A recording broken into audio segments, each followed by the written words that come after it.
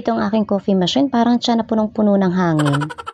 At dahil Christmas break na, ay back to my first love na naman ako, ang bahay vlogs. May part na rin si ate sa paglilinis dahil wala na silang pasok. Bibilisan na nga namin to at ang dami-dami pa naming lilinisan. Maliit lang naman ang bahay namin pero kulang ang isang araw sa paglilinis. Naka-short shorts ang nanay pero hindi din naman nagpakabog ang anak.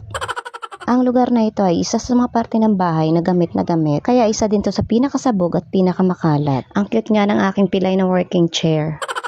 Ang mga tao ay sadyang excited sa mga bagay-bagay sa una lang. Itong aming mga working equipments ay natenga na lang sa tabi at hindi na ginagamit. Bukod kasi sa kulang na sa oras ay nakakapagod din naman talaga mag-workout.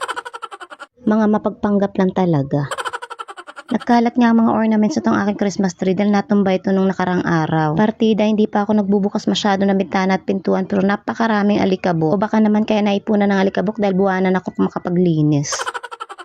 At itong mga anak ko, palibhasa ay unlimited ang supply ng ink at bond paper ay print ng print. Kaya lahat ng puting papel ay sinasako ko at iniipon at pwede rin yung pampakilo. Lahat na ng pagkakakitaan ay pinatus na. Kapag nga ang nanay at teacher at may mga anak pa nag-aaral ay napakaraming mga abubot na maliliit. Gusto ko nang itapon silang lahat. Pero nakakapanghinayang din naman. Pero yung ibang gamit ng mga anak ko ay papamigay ko na. Usually yung mga pinaglitan ng mga anak ko ay binibigay ko sa nangungulikta ng basura. Pati mga gamit pang eskwela na alam ko na pwede pa nilang pakinabangan. Kesa naman nakatambak lang dito sa bahay at hindi nagagamit. Hindi ko muna lalaban itong table runner namin dahil naulan. Tamang vacuum na lang muna.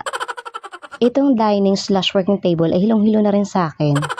Bukod sa hilong-hilo na pilay na rin siya. Ikaw ba naman hilahin kung saan-saan?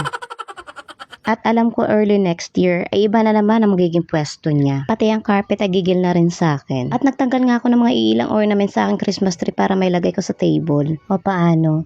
Hanggang dito na lang muna. Muli, ito ang inyong nanay guro.